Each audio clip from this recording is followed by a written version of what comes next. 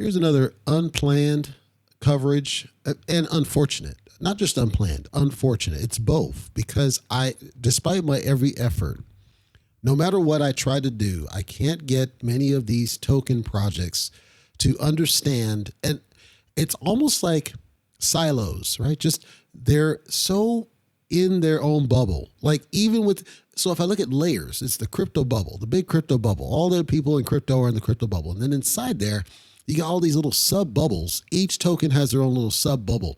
There are certain exceptions, right? Like the Dior token and the Disco Burn and Rug Seekers. They kind of are together. They work together. They're collaborative and they're really on the same page, I think. But then all these other ones are just siloed. If I look at Kiba, they're off doing their own thing. Kuma's off doing their own thing. Volt's off doing their own thing. Shaman King's doing their own thing. Shira's doing their own thing. And none of them seem to want to try to work together. It seemed like Saitama tried to do this and get most of these to work together, at least in the scope of Cytomask, but Saitama fails at getting Cytomask working. And then they had a hard time getting people on board. And so even they're not able to get things working together. They couldn't get Lily Finance to work together. So Lily Finance is working solo. I don't know where we got into this groove of all these different, I understand decentralized, I get it, but this is kind of extreme. Truly. So here's the new trend. I talked about it on a previous episode. The rush to migrations. There's so many migrations. They're happening more and more. If you notice, we're seeing way more migrations than we ever have seen. We didn't see this many migrations in 2020, but for whatever reason, I'd say roughly midway 2021, all the way through, we're just seeing tokens get up to like V3 and V4, which is, it's crazy. And the excuse is always the same. Top tier exchange, deep. And when you look at the changes that they're making, it's fine if they say, you know what, if we offered it to you on day one, you're going to get it after the fact. That's not what they're doing. They're literally stripping things away. And then they don't understand when the token struggles to succeed where it should succeed because they're stripping stuff away. I know that there was like Kishu, for example. Kishu was one I had my eye on for months, or actually close to a year now. I had my eye on it. And then they released this Tenchi, and I'm like, what the heck are you guys doing? It's not about the people. It's this poor decision where they're just jumping to a thing, and then they're basically spiting their own project. Like, why are you doing that? And then Floki goes, they get 2 rug pulls. Then on this latest migration that they did, they said, okay, no more reflections. I'm like, what the heck are you doing? What is the matter with you? So there's no more reflections there. Kiba, no more reflections. Why? Top tier exchange, deep. Now, where does this come from? This comes from a recent interaction from the ParaToken team. The admins, I should be clear, not the devs, the admins. I did put an invitation out to Lee. He doesn't respond, just like Russ. So the admins, they still have the same triggered admin that was there before who banned me because I'm trying to surface. And to give the background one more time, one more again, as we used to say in my old days.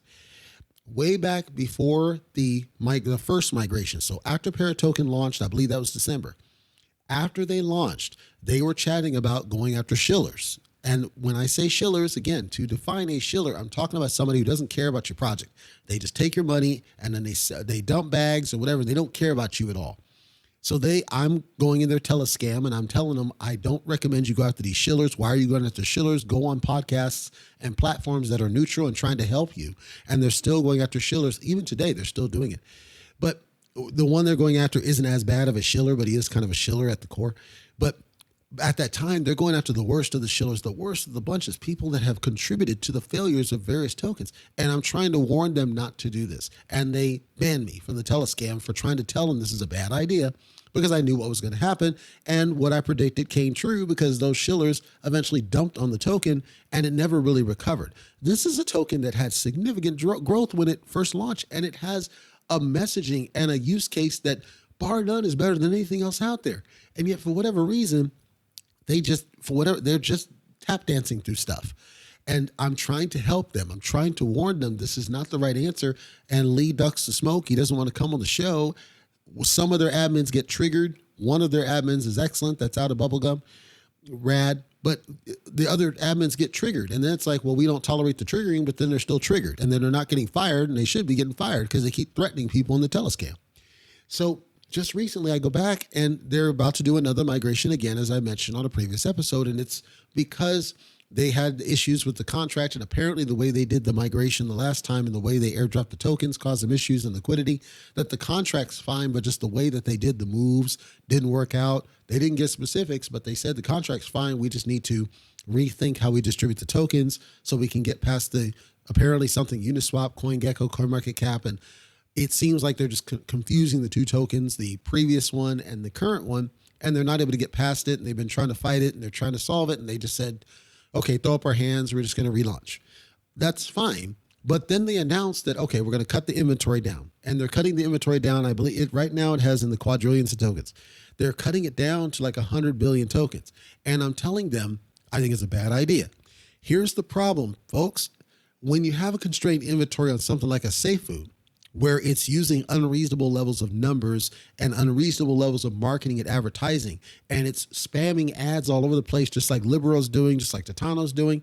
When you're doing these aggressive marketing pushes, I'm not talking shillers, I'm talking ads and banners, and you're telling people you're going to make money, you're telling them this, that's going to get people to FOMO into the thing, even if it's not long-term sustainable. So a constrained inventory is going to have those price pumps. We see that with safe food now, the price is pumping. And if you go back to my prediction video, I said it's going to pump. People are going to make a lot of money. And at some point it's going to plateau. We don't know when that's going to happen. And then at some point it's going to fall because people are going to lose interest and move on. So it's pumping. Yeah, sure. But consider what safe food had to do to get people to buy into this thing. They had to put ads all over the freaking place. They had to get YouTubers all over the place. They had to do a lot to get that attention. ParaToken's not going to do that level of aggressive marketing. So when you have this constrained inventory, all that's going to happen is you've got about 3,500 holders-ish in the current project, and most of them don't go to Telescam because most of them are Americans, and they're going to immediately go into their wallet. Right now, they see that they've lost 10x in the current value. They're not going to know first that you have to go to their site and actually claim the tokens. Well, that's a pain for a lot of these people. If they're going to use the Everrise ecosystem to do that so that you can get the EverMigrate tool in place to where they can easily do it, that's one thing. From what I can tell, they're not going to do that because it's on their own site.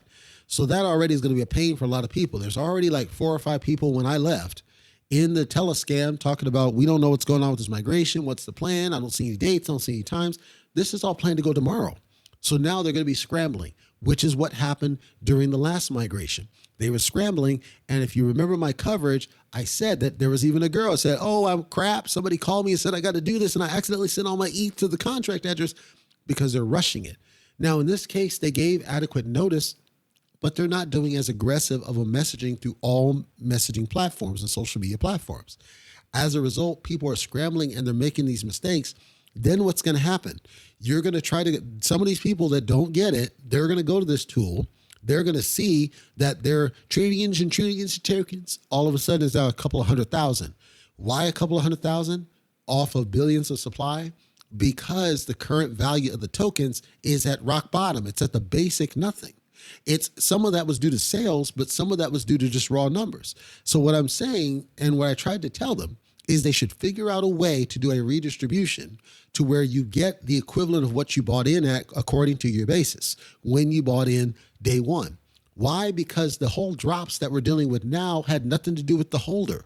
And in most cases, there were some sells, but in most cases, it wasn't sells. It just kept dropping because nobody was buying.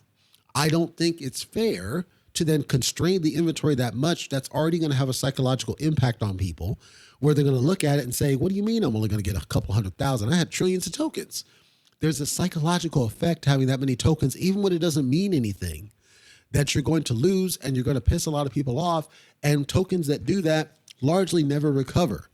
And what I don't want to see is ParaToken later on saying, we got to do another migration because this ain't working.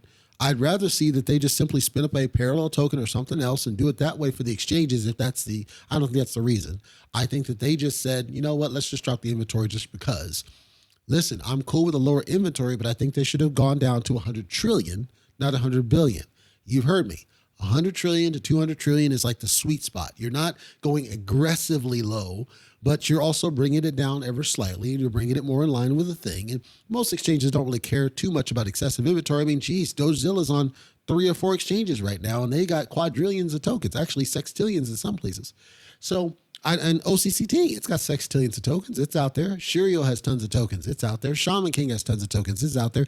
Token supply has almost cussed F all to do with whether an exchange takes you or not. And if we're going back to this narrative of top tier exchanges, deep, you're not going to get on those top tier exchanges anytime soon, because look how hard it took SHIB. Look how much effort it took SHIB just to be able to get on one of those, that being Coinbase. And it was a nightmare when they did. And it hasn't really benefited them beyond where they're at, because they're still not back at their all-time high, the original all-time high. So stop chasing the top tier. I understand it's a desperation move. You don't need to do that. Your goal should be to survive on what you have, because in my mind, ParaToken has probably this thing should sell itself. If it were marketed right, you don't need the shillers. You don't need the top tier. What you need to do is market what you have to the right groups of people. I'd love to help you. In order to do that, I need the lead to take the smoke. And I'm not talking about mortar. I'm talking just regular smoke, and come on the show so I can talk this through and have him explain to me why these are not acceptable. Why are you not willing to consider these alternate ways of getting the token to succeed? And frankly, I think it's a bad idea that they're dropping the inventory. I think it's going to cause more harm than good, because I think you're going to have people who get pissed off seeing that their trillions and trillions of tokens drop to hundreds of thousands through no fault of their own, because it'll feel like failure to them. It'll feel like they're getting ripped off. We've seen this before. It happened multiple times. And I don't know what it's going to take until tokens start to resonate that no, it's the supply is not the problem.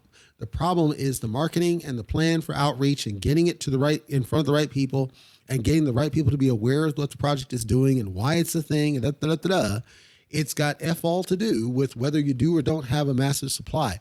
If you're going to constrain the supply, don't go to extremes. Billions of tokens is extreme after you've already sold people on quadrillions and the ability to own trillions for $100 or so.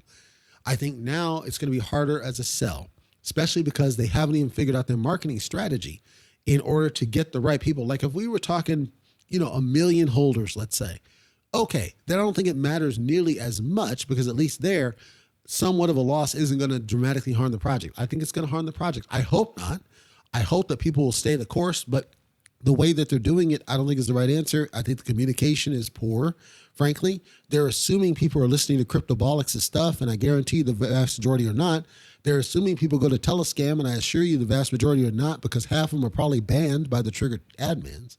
They're assuming that shillers are putting the message out there, and I guarantee you most of them are not talking about this. I'm one of the few that's doing coverage to this degree to tell people that the supply is going to be constrained. I suspect there's going to be a lot of pissed off people. The migration we just went through was painful for people enough. Yes, they airdropped the tokens, but they didn't tell people about this stuff. Then they ran into issues with all these other orgs, and they weren't actively communicating about those issues and bringing it to the surface. Then we're about to do another migration. Most people would have been okay with the other migration if we just airdropped the tokens without any action from the people. But now the people are going to have to take action to actually claim the tokens, which means they're going to be charged Ethereum. Let me put a hint out here for folks. Most people's stake right now, their basis as of right now, because of what's happened, is lower than what it would cost for the gas to send it, which means most people are not going to do it because it's not worth doing it. That's the problem I got here, folks.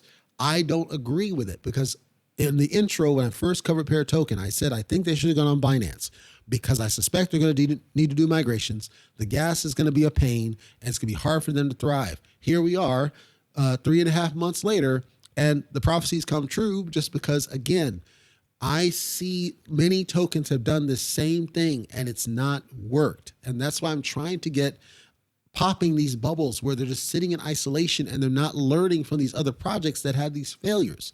It's easy to see the pattern. The pattern is the marketing isn't where it needed to be. It's not about the NFTs. The marketing of the project is not where it needed to be. That's what harmed the project, period, point blank. The reason that these orgs like Uniswap and CoinMarketCap and CoinGecko ain't listening to you is because it's still treated as a small project that doesn't have enough volume to make those changes. Look at what happened with SHIB and CoinMarketCap. They didn't halfway pay attention to SHIB to get its price corrected until well after SHIB had over 1 million holders.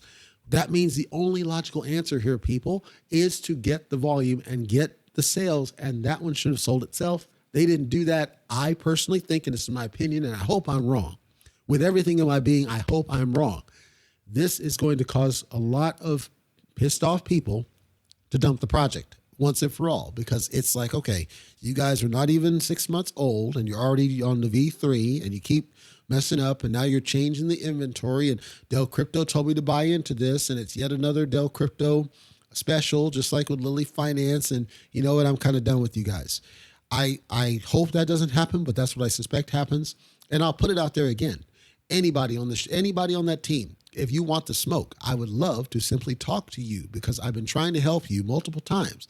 And for whatever reason, you don't want the help, and then you keep making these mistakes. And I think it's a mistake myself, that are preventable. You don't need to do that. You didn't need to constrain the inventory. And I think it's a bad decision. I think it's going to hurt the project more than help it in the long term. And if you guys would just reach out, I can talk you through why I believe you're doing it in the wrong order. I think the first should be get the holders to where people do pay attention to you, so you can fix those issues upstream, so you don't have to constrain the inventory to appeal to a bunch of exchanges that aren't going to list you in the first place. Then focus on the exchanges that don't care. You already have a few of them up there. I saw it on the site. Get the rest of them that don't care, get saturation that way, but you need to increase and improve the marketing outreach correctly so people know about the project and what it does and why it's there. And I can talk you through what I'm thinking in terms of the audience to help you get to that next level. It's too late now, because as of tomorrow, there's going to be a lot of people going into Telescam, assuming they're not banned, screaming and squawking about why they lost so many tokens and that ParaToken ripped them off and that they think it's a rug pull. And that's not fair, but because it's going to harm all the other investors who actually are holding and believe in the project, all because of these preventable mistakes, things where we could help if they would be willing to listen and get off the high horse and get out of the bubble and allow people to help them that see, we've already seen projects do this and they failed. You're not going to be any different. There's nothing different about your token than these other ones. But we should learn from the mistakes in the past and other tokens. I can give you 3 examples right off the cuff of tokens that have done that and they've never recovered, because it's just the way people think. It's the way of it that people assume that they're being ripped off because the number of tokens is now way smaller than what they were quote unquote promised up front. And so they get pissed off because they think that somebody's stealing from them, when really it's not that.